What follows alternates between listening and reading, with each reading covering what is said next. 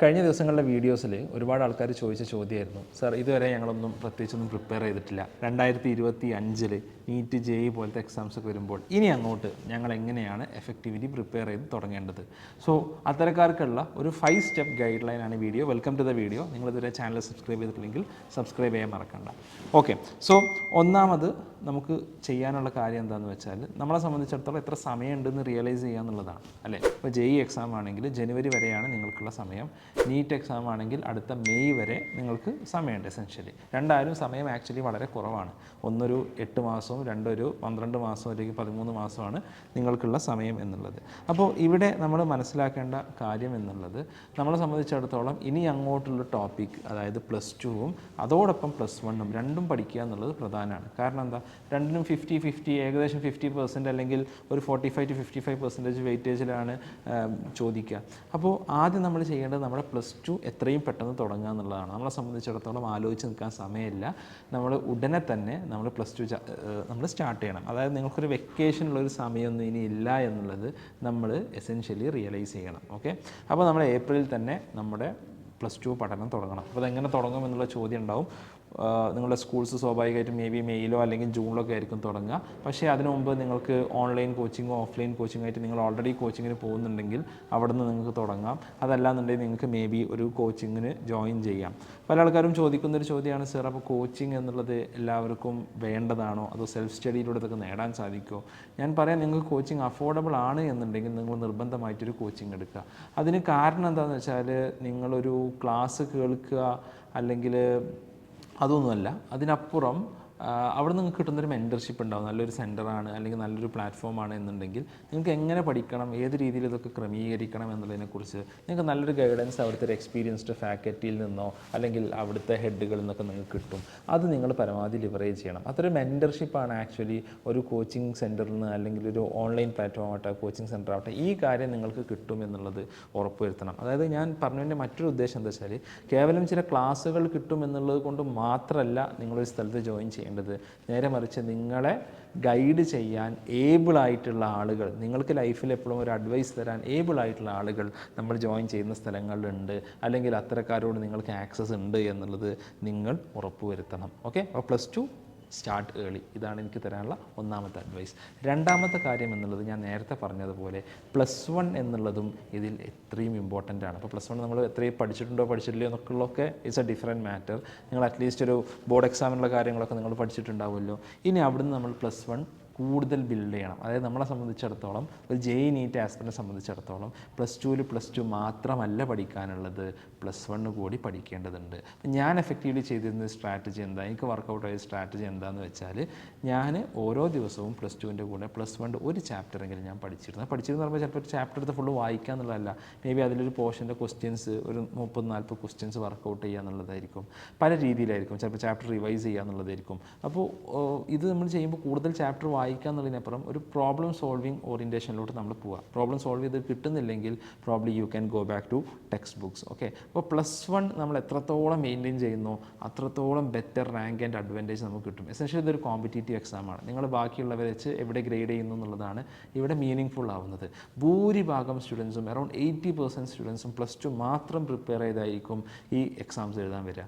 അവിടെ നിങ്ങൾക്ക് കിട്ടുന്ന അഡ്വാൻറ്റേജ് എന്താണ്, നിങ്ങൾ +1 കൂടി പഠിച്ചു എന്നുള്ളതാണ്. ഇത് നിങ്ങൾ കൃത്യമായി ഫോളോ ചെയ്ത് കഴിഞ്ഞാൽ you will be on par with repeaters. Okay, കാരണം റിപ്പീറ്റേഴ്സിന് എപ്പോഴും കിട്ടുന്ന അഡ്വാൻറ്റേജ് എന്താണ്, ആ +1ഉം +2ഉം കൂടി പഠിച്ചിട്ടാണ് അവർ പോകുന്നത് എന്നുള്ളതാണ്.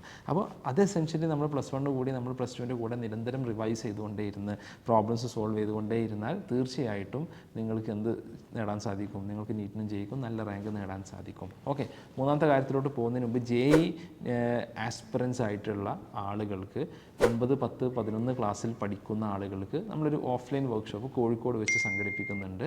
അത് കോഴിക്കോട് ഹൈലൈറ്റ് ബിസിനസ് പാർക്കിൽ XNYയുടെ ഓഫീസിൽ വെച്ചിട്ടാണ് നമ്മളത് കണ്ടക്ട് ചെയ്യുന്നത്. മാർച്ച് 30-നാണ്. അപ്പോൾ അതിൽ രജിസ്റ്റർ ചെയ്യാൻ താല്പര്യമുള്ള കോഴിക്കോട് മലപ്പുറം സറൗണ്ടിങ് ഉള്ള ആളുകൾക്ക് തീർച്ചയായിട്ടും രജിസ്റ്റർ ചെയ്യാവുന്നതാണ്. രജിസ്റ്റർ ചെയ്യാനുള്ള ലിങ്ക് ഞാൻ താഴെ നൽകുന്നുണ്ട്. ഇതൊരു 2-3 hours നിങ്ങൾക്ക് നേരിട്ട് ഞാനും ഷഫീർ സാറും ഉണ്ടാവും. നമ്മളോട് നേരിട്ട് കാര്യങ്ങൾ ചോദിച്ച് മനസ്സിലാക്കാനുള്ള, അതോടൊപ്പം നിങ്ങൾക്ക് ചില മെറ്റീരിയൽസൊക്കെ പ്രൊവൈഡ് ചെയ്യുന്ന ഒരു ഓഫ്ലൈൻ വർക്ക്ഷോപ്പായിട്ടാണ് ഇത് കണ്ടക്ട് ചെയ്യുന്നത്. അപ്പോൾ 9th to 11th ആൾക്കാരാണ്. 12th വരെ വന്നിട്ട് കാര്യമില്ല, നിങ്ങൾക്ക് എക്സാം വളരെ അടുത്തായി കഴിഞ്ഞു. അപ്പോൾ 9th to 11th കുട്ടികൾ കുട്ടികളെയാണ് ഹൈസ്കൂൾ ആൻഡ് ഹയർ സെക്കൻഡറി ലെവലത്തുള്ള ആളുകളെയാണ് നമ്മൾ എക്സ്പെക്റ്റ് ചെയ്യുന്നത്. ഓക്കെ, മൂന്നാമത്തെ കാര്യം എന്നുള്ളത് നമ്മൾ പ്രീവിയസ് ഇയർ ക്വസ്റ്റ്യൻസ് ചെയ്യുക എന്നുള്ളതാണ്. പ്രീവിയസ് ഇയർ ക്വസ്റ്റ്യൻസ് നമുക്ക് എത്രത്തോളം ചെയ്യാൻ സാധിക്കുമോ അത്രത്തോളം നമ്മൾ ചെയ്യുക. JEE സംബന്ധിച്ചിടത്തോളം ഓരോ വർഷവും 2 സെഷൻസിലായിട്ട് ഏകദേശം 24 എക്സാംസ് നടക്കുന്നുണ്ട് അല്ലേ. അപ്പോൾ 24 എക്സാംസിലും 90 ക്വസ്റ്റ്യൻ വീതം ഏകദേശം 2000 ക്വസ്റ്റ്യൻസ് ഓരോ വർഷം പുതുതായിട്ട് വരുന്നുണ്ട്. അപ്പോൾ നിങ്ങൾ ഈ +1ഉം +2ഉം PYQ റിവൈസ് ചെയ്യാന്ന് പറഞ്ഞാൽ കൂടുതലും ക്വസ്റ്റ്യൻസ് ചെയ്യുകയാവണം. റിവിഷൻ എന്ന് പറഞ്ഞാൽ കൂടുതൽ പഠിക്കുക, കൂടുതൽ വായിക്കുക എന്നുള്ളതിലപ്പുറം നമ്മൾ പ്രോബ്ലം സോൾവിങ്ങിലോട്ട് കൊണ്ടുവരിക. ഇതാണ് എനിക്ക് നിങ്ങളോട് മൂന്നാമതായിട്ട് പറയാനുള്ളത്. നാലാമത്തെ കാര്യം എന്നുള്ളത് ഓരോ സബ്ജക്റ്റിനും ഡിഫറൻറ്റ് സ്ട്രാറ്റജീസ് ഉണ്ടാവുക എന്നുള്ളതാണ്.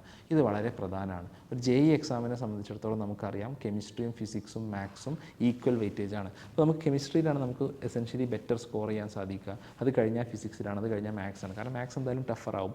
അപ്പോൾ JEE പോലത്തെ ഒരു എക്സാമിൽ കെമിസ്ട്രിയിൽ ഒരു 80 നേടുക, ഫിസിക്സിലൊരു 60 നേടുക, മാത്സിലൊരു 40 നേടുക. ഇത് നേടിയാൽ തന്നെ നമ്മളൊരു 180 മാർക്കിലോട്ട് നമ്മളെത്തും. നമുക്ക് ഈസിലി NIT കാലിക്കറ്റ് സീറ്റ് നമുക്ക് JEE സെഷൻ 1 നമുക്ക് ഉറപ്പിക്കാൻ പറ്റും. അത് കഴിഞ്ഞാൽ നമുക്ക് ഫ്രീ ആയി സെഷൻ 2 പഠിക്കാൻ സാധിക്കും. ഓക്കെ, അപ്പോൾ ഈ രീതിയിലായിരിക്കണം നമ്മളൊരു പ്രയോറിറ്റി സെറ്റ് ചെയ്യേണ്ടത്. നേരെ മറിച്ച് NEET പോലത്തെ എക്സാമിന് 50% ബയോളജിയാണ്, അതേപോലെ കുറച്ചും കൂടി ഒരു ഹൈ സ്കോറിംഗ് എക്സാമാണ്. 25% കെമിസ്ട്രിയാണ്, 25% ഫിസിക്സാണ്.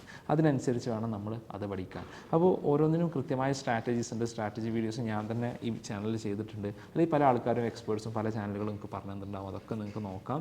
ഈ കൃത്യമായി നമ്മൾ എന്തിനു വേണ്ടിയാണോ പഠിക്കുന്നത് അതിന് കൃത്യമായൊരു സ്ട്രാറ്റജിയും അതിനനുസരിച്ചുള്ള ടൈം ടേബിളും നമ്മൾ ഉണ്ടാക്കേണ്ടതുണ്ട്. അഞ്ചാമത്തെ കാര്യം, ഏറ്റവും പ്രധാനപ്പെട്ട കാര്യം, സെറ്റ് യുവർ പ്രയോറിറ്റീസ് റൈറ്റ് എന്നുള്ളതാണ്. നമ്മൾ ഡിസ്ട്രാക്ട് ചെയ്യുന്ന ഒരുപാട് കാര്യങ്ങൾ വരും. ആദ്യം നമ്മൾ ഭയങ്കര ആവേശത്തിൽ നമ്മൾ പഠിച്ചു തുടങ്ങിയ ഉടനെ ആയിരിക്കും നമുക്ക് സ്കൂൾ സ്റ്റാർട്ട് ചെയ്യുമ്പോൾ പിന്നെ അതിൻ്റെ കുറേ വർക്ക്സ് സ്റ്റാർട്ട് ചെയ്യും. പിന്നെ നമ്മുടെ ഇൻട്രസ്റ്റ് മെല്ലെ കുറഞ്ഞു വരും. അത് കഴിയുമ്പോഴേക്ക് സ്കൂളിൽ പിന്നെ നമ്മളൊന്ന് പീക്കിലെത്തുമ്പോൾ ഒരു ഓണം എക്സാമൊക്കെ വന്ന് നമ്മളൊന്ന് ഉഷാറായി വന്ന് അടുത്തൊരു 5-6 മാസം നമ്മളൊന്ന് സ്പെൻഡ് ചെയ്യണമെന്ന് വിചാരിക്കുമ്പോൾ അവിടെ പിന്നെ ആർട്സ് വരും, സ്പോർട്സ് വരും, മറ്റ് പരിപാടികൾ വരും, സ്കൂളിൽ ഫെയർവെൽ വരും. +2 കഴിയുമ്പോഴേക്ക് ഇങ്ങനെ ഒരുപാട് പരിപാടികൾ വരും. അതിൽ സ്കൂളിൽ റെക്കോർഡ്സ് വരക്കാനുണ്ടാവും, ലാബ് എക്സ്പീരിമെൻറ്റ്സ് ചെയ്യാനുണ്ടാവും, അതിൻ്റെ കുറേ കാര്യങ്ങൾ എഴുതാനുണ്ടാവും, അനാവശ്യമായിട്ടുള്ള കുറേ വർക്കുകളുണ്ടാവും. ഇത്തരം വർക്കുകളൊക്കെ പരമാവധി നിങ്ങൾ ഔട്ട്സോഴ്സ് ചെയ്യുക. അതോടൊപ്പം തന്നെ എനിക്ക് നിങ്ങളോട് പറയാനുള്ള കാര്യം, നമ്മുടെ പ്രയോറിറ്റീസ് സെറ്റ് ചെയ്യുക. നമ്മുടെ പ്രയോറിറ്റി JEE ആണ്, NEET ആണ് എന്നുണ്ടെങ്കിൽ അതിന് തന്നെ പ്രയോറിറ്റി എടുത്ത് നമ്മൾ പോകണം. ഇല്ല എന്നുണ്ടെങ്കിൽ നമുക്ക് നല്ല റിസൾട്ട് ഉണ്ടാക്കാൻ സാധിക്കില്ല. നമ്മൾ എന്തിനാണോ പ്രയോറിറ്റി കൊടുക്കുന്നത് അതിനാണ് റിസൾട്ട് ഉണ്ടാക്കുക. ഓക്കെ, അപ്പോൾ നമ്മുടെ പ്രയോറിറ്റി സെറ്റ് ചെയ്ത് പോവുക. ഓക്കെ, ഇതിനുള്ളൊരു ബേസ് മെറ്റീരിയൽ എന്നുള്ളത് എനിക്ക് എപ്പോഴും പറയാനുള്ളത് NCERT ആണ്. NCERTയുടെ എക്സംപ്ലർ ബുക്കും അതേപോലെ NCERTയുടെ ക്വസ്റ്റ്യൻസും ഏറ്റവും ബേസിക് ബെയർ മിനിമം നമ്മൾ ചെയ്തു എന്ന് ഉറപ്പ് വരുത്തുക. ഈവൻ +1 നമ്മൾ റിവൈസ് ചെയ്യുമ്പോൾ NCERT ഇതുവരെ നമ്മൾ പഠിച്ചിട്ടില്ല. നേരത്തെ കഴിഞ്ഞതിലൊക്കെ പറഞ്ഞ പോലെ നമ്മളൊരു PYQs ബോർഡ് എക്സാമിന് മാത്രം വെച്ചാണ് പഠിച്ചെങ്കിൽ ഏറ്റവും ബേസിക്കലി നമ്മൾ NCERTയും തുടങ്ങുക. വേറെ ബുക്ക് ഒന്നും നമ്മൾ പോകേണ്ട ആവശ്യമില്ല. അത് കഴിഞ്ഞിട്ട് വേണം നമ്മൾ ആക്ച്വലി മറ്റ് ബുക്സിലോട്ട് പോവാൻ എന്നുള്ളത് നമ്മൾ മനസ്സിലാക്കുക. Okay, so thanks lot. ഇതാണ് വീഡിയോയിൽ പറയാനുള്ളത്. നിങ്ങൾക്ക് മറ്റെന്തെങ്കിലും സംശയങ്ങളുണ്ടെങ്കിൽ നിങ്ങൾക്ക് താഴെ കമൻറ്റ് ചെയ്യാം. ഞാൻ എൻ്റെ സമയം പോലെ ഇതിന് റിപ്ലൈ നൽകുന്നതാണ്. Thanks lot. നമുക്ക് മറ്റൊരു വീഡിയോ ആയിട്ട് പിന്നീട് കാണാം. ബൈ.